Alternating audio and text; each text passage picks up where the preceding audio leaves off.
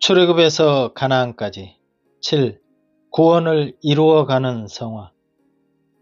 가나안을 향한 광야의 길 또한 신약적 의미에서 구원을 이루어가는 과정으로 볼 수 있겠습니다. 애굽을 벗어난 이스라엘은 이제 하나님의 백성으로 구별되었듯이 우리 또한 사망에서 생명으로 옮겨 하나님의 자녀가 되었습니다. 우리는 여기에서 참된 그리스도인답게 세상의 황폐함을 이겨가고 하나님의 뜻대로 살고자 하는 마음은 이미 와 있을 겁니다. 참으로 내가 죄 가운데 세상 가운데 구출된 영혼이라면 감사의 마음에서 그리스도를 위한 삶을 추구할 것입니다. 죄를 멀리하며 하나님의 기쁜 뜻이 무엇인가를 찾아서 행하고자 할 것입니다. 이제 애굽에서 해방되었다고 방심하지 말고 더욱더 그리스도인답게 죄와 싸우며 성장해 가야 합니다. 그러므로 우리가 어떻게 행해야 할 것을 성경은 말합니다. 로마서 6장 1절부터 2절에 그런즉 우리가 무슨 말하리요? 은혜를 더하게 하려고 죄에 거하겠느냐? 그럴 수 없느니라. 죄에 대하여 죽은 우리가 어찌 그 가운데서 더 살리요? 라는 말씀처럼 십자가에서 그리스도와 함께 죄에 대하여는 모두 죽어버렸다고 말씀하십니다. 또 로마서 6장 12절에 그러므로 너희는 죄로 너희 죽을 몸에 왕노릇하지 못하게 하여 몸의 사욕을 순종치 말고 또한 너희 지체를 불의의 병기로 죄에게 드리지 말고 오직 너희 자신을 죽은 자 가운데서 다시 산 자같이 하나님께 드리며 너희 지체를 의의 병기로 하나님께 드리라 라고 명령하고 계십니다. 죄를 용서받고 죽음과 부활을 맛본 사람은 당연히 하나님 뜻대로 살고자 하는 마음이 우러날 것입니다. 그러므로 우리는 열심을 품고 주를 섬겨야 합니다. 출애굽하였다고 방심하는 순간 사탄은 우리를 그냥 놔두지 않을 것입니다. 또 내 마음속에 이루어진 하늘나라만 믿고 죄를 허용한다면 그것을 빌미삼아 사탄은 계속 나를 공격하여 마음은 더 황폐해질 것이 뻔합니다. 그런 속에서도 그리스도 피를 의존하며 그래도 나는 천국은 갈 수 있어라고 합리성을 내세워 육신에 빠져버리고 맙니다. 이런 위험에 빠지지 않게 철저히 육신을 쳐서 복종시키는 마음을 가져야 하지 않을까 싶습니다. 어떤 말씀이든지 주님의 뜻에 따르겠다고 하면 모든 성경 구절이 바로 자신을 채찍질하는 영적 도구가 됩니다. 거슬리는 것들을 하나씩 하나씩 제거해 나갈 때마다 나는 하나님 앞에 조금씩 더 나아갈 수 있습니다. 그러니까 성경에서 형제를 미워하지 말라. 미워하는 것은 살인이라고 하였다면 이에 대한 말씀을 순종해 보아야 합니다. 내 눈에 거슬리는 형제가 분명 있을 터인데 나는 왜 형제를 미워하지 하며 의문을 품고 뭐가 잘못되었는지 자신을 반성하는 것입니다. 다시는 미워하지 않도록 자신 속에서 같은 동질의 죄성을 발견하고 자숙하며 성경적으로 무엇이 문제인가를 상고해야 합니다. 세상을 사랑하지 말라고 성경에 말씀하셨다면 우리가 사는 세상에 속된 것들, 내가 좋아하는 것 중에서 버려야 할 것들은 과감하니 버려야 합니다. 재미있는 육신적 즐거움을 쉽게 버리지는 못하겠지만 그 버리는 훈련이 내게 양약이 될 것입니다. 이런 말씀들이 자신에게 채찍이 되고 고쳐나가야 할 것들이 된다면 이제 세상에서 빛과 소금이 되는 역할을 하여 참된 그리스도인으로서 살아갈 자신감도 얻게 될 것입니다. 어찌됐든 이런 과정에서 육신을 쳐서 복종케 하는 일은 신앙 여정에서 아주 중요합니다. 이는 광야에서 율법을 받아 지켜가듯이 그리스도인들이 당연히 지켜가야 할 덕목들입니다. 또한 내 속에 임한 성령님 역시 나를 하나님 말씀대로 살아갈 힘을 주시며 인도하실 것은 당연합니다. 그러므로 애굽에서 탈출한 이스라엘 백성에게 십계명이 주어진 것처럼 우리 또한 하나님 말씀을 당연히 지켜나가야 합니다. 이는 십계명을 주시기 전 구약 성경에서 그 의미를 엿볼 수 있습니다. 출애굽기 20장 1절 2절에 하나님이 이 모든 말씀으로 일러 가라사대 나는 너를 애굽 땅 종되었던 집에서 인도하여 낸 너의 하나님 여호와로라. 제1은 너는 나 외에 다른 신들을 내게 있게 말지니라. 이런 서두의 출발로 나머지 계명이 계속 이어집니다. 그러니까 십계명 전 말씀을 잘 살펴보면 나는 너를 애굽 땅 종되었던 집에서 인도하여 낸 너의 하나님이시다는 것을 먼저 강조하십니다. 즉 애굽 종살이였던 그 험악한 땅에서 너희를 구원한 구세주이니 이제 너희들이 당연히 지켜야 할 법을 너희를 위해 말씀하시겠다는 것입니다.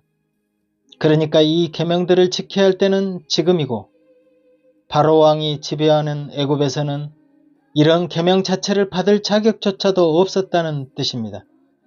이 계명을 지키는 것은 애굽의 종살이에서 너희를 구출해 준 은혜를 베풀어 주었으니 내가 말한 이 계명 정도는 당연히 지켜야 할 것이라는 의미가 함축되어 있습니다. 이처럼 우리가 제사함과 세례를 통해 성령을 받고 출애굽한 백성이라면 감사한 마음으로 당연히 하나님 말씀대로 살아야 할 것이란 말입니다. 율법이란 하나님을 전혀 모르는 애굽 백성에게 주어진 것이 아닙니다. 애굽에는 바로 왕의 법이 지배합니다. 이는 애굽에서 종살이할 때 지켜야 할 계명들이 아닙니다. 출애굽한 이스라엘 백성들이 지켜야 할 계명입니다. 이는 아직 애굽에서 구원받지 못한 즉 하나님을 믿지 않는 사람들에게는 해당 사항이 아니라는 말씀입니다. 그러므로 출애굽 과정을 거치지 않는 애굽 사람들에게는 직접적인 영향도 미치지 않습니다.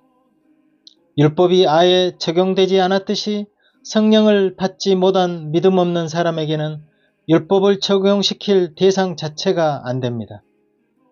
바로 왕이 지배하던 애굽에서는 애굽법이 있었을 뿐 하나님의 율법 자체가 적용되지 않습니다.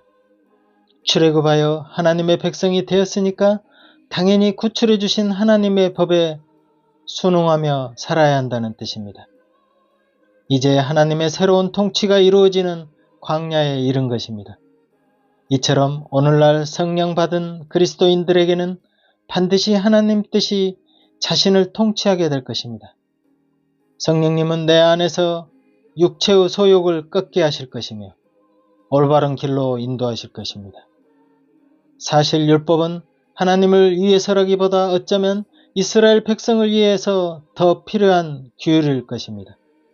우리는 출애굽했다는 기쁨에만 만족하지 말고 하나님이 원하는 뜻을 분별하며 앞으로 더 나아가야 합니다.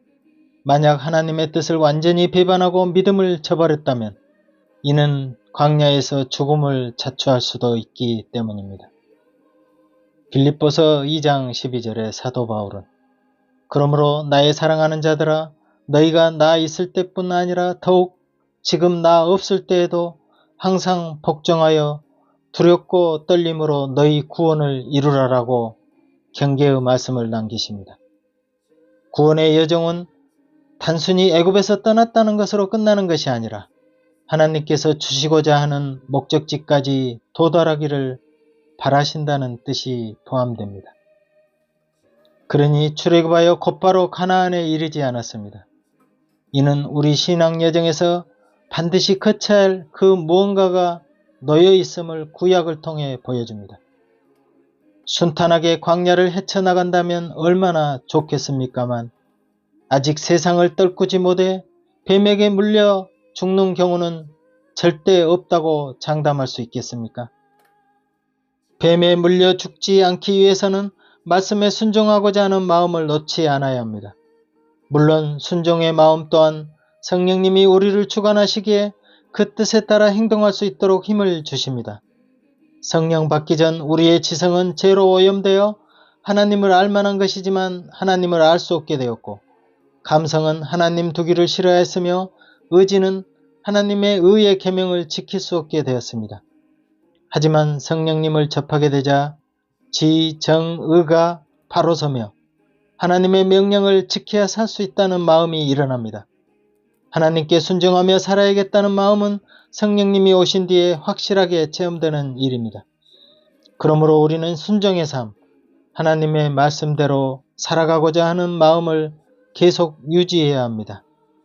한 말씀도 놓치지 말고 실생활에서 지켜나가며 육신의 소욕을 죽이고 하나님의 거룩에 나아갈 수 있도록 참되게 살아가야 합니다. 나보다 남을 더 낮게 여기고 그리스도인의 향기가 상대방에게도 느낄 정도로 순종의 하루를 살아가야 할 것입니다. 이는 아주 당연한 일이며 성령님이 내 안에서 그렇게 행하도록 발심을 주십니다. 그런데도 가끔 우리는 성령의 진실을 무참히 짓밟을 때가 너무 많습니다.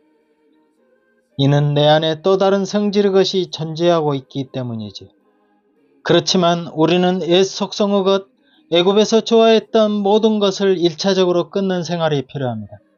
참으로 내가 그리스도 안에서 나의 육신적 욕구를 버리고 오직 주님 뜻대로 살고자 할 때 나는 죄와 육신을 정복해 나가는 기쁨을 무한히 느끼게 될 것입니다. 내 안에서 일어나는 육신적 욕구를 이겨낼 때마다 예전과 다른 기쁨이 넘칠 것입니다. 이는 이스라엘 백성들이 가나안 땅을 향해 가듯 하나님께 조금이라도 더 나아가기 위한 성화의 과정입니다. 그렇습니다. 우리 안에 성령님은 이제 성화의 길로 가라고 가르치십니다. 우리가 선을 행하되 낙심치 말지니 피곤하지 아니하면 때가 이름에 거두리라. 갈라디아서 6장 9절 말씀입니다. 선을 행할수록 내면의 기쁨이 더 찾아오겠지만 또 한편으로 자신에게는 악의 근원이 있다는 것을 깨닫게 되는 것은 더 큰 은혜를 주시기 위함입니다. 그러니까 우리는 율법을 철저히 실행해보는 자세가 필요합니다. 마치 속세를 끊고 세상 욕구를 완전히 끊어버리는 선행의 자세로 최선을 다해 보았을 때 율법을 더 깊이 알고 또 나의 속성도 빨리 이해하게 될 것이니까요. 광야 40년의 시간은 분명 나에게 어떤 교훈을 주시기 위한 것입니다. 진정한 하나님 말씀 앞에 나를 내려놓는 싸움의 광야에서 가나안을 향하여 부지런히 발걸음을 옮겨 넣어야 합니다. 광야에서 이루어지는 성화는 하나님께서 단순히 우리를 구원해 주시고 끝내시는 분이 아니라는 걸 자각하게 해줍니다. 성화의 단계는 우리가 이 세상을 마칠 때까지 이어지는 것으로 그리스도 안에서 성장을 지향합니다. 이는 어린애 같은 믿음에서 장성한 어른의 믿음으로 성장을 바라시는 하나님의 뜻입니다.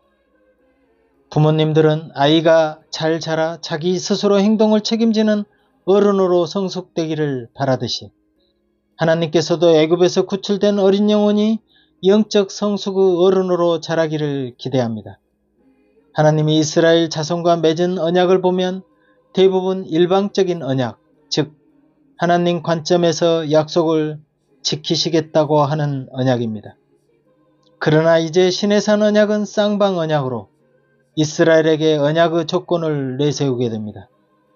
출애굽기 19장 5절부터 8절에 세계가 다 내게 속하였나니 너희가 내 말을 잘 듣고 내 언약을 지키면 너희는 모든 민족 중에서 내 소유가 되겠고 너희가 내게 대하여 제사장 나라가 되며 거룩한 백성이 되리라. 너는 이 말을 이스라엘 자손에게 전할지니라. 모세가 내려와서 백성의 장로들을 불러 여호와께서 자기에게 명령하신 그 모든 말씀을 그들 앞에 진술하니 백성이 일제히 응답하여 이르되 여호와께서 명령하신 대로 우리가 다 행하리이다 하였고 모세가 백성의 응답을 여호와께 전하였습니다. 모세의 중매로 하나님과 이스라엘 쌍방이 동의하여 드디어 시내산 언약이 이루어집니다. 그렇다면 하나님이 왜 십계명 돌판을 이스라엘 민족에게 주셨을까요? 그것은 어린 양의 피로 구출된 이스라엘 백성들이 이제는 성화의 길로 거룩하게 되기를 원하셨기 때문입니다. 즉 너의 삶을 청산하고 새롭고 거룩한 하나님의 백성으로 살도록 하기 위함이었습니다. 그리스도인들 또한 하나님 뜻을 더 알고 배워서 좀 더 성숙한 성화의 길로 자라나야 할 것입니다. 아멘. 박 작가의 하늘가락지에서는 출애굽에서 가나안까지를 주제로 계속 이어가겠습니다. 감사합니다.